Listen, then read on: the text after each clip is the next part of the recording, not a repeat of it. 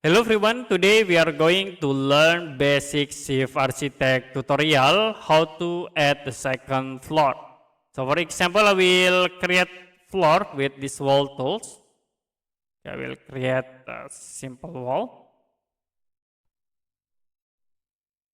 And then if you go into the project browser and then click on floor level, they are only the first floor.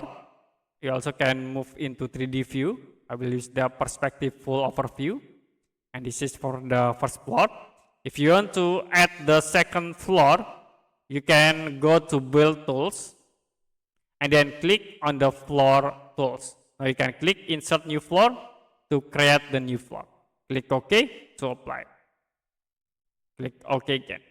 So it will be build the second floor. You can double click to choose the second floor, or you can choose the first floor. If you want to delete, you can select the floor and then go back into the build menu, click on the floor, and then you can click delete the current floor. Click OK to apply. Okay, that's it for a basic Shift Architect tutorial how to create a second floor. If you have any question about tutorial, you can comment below this video.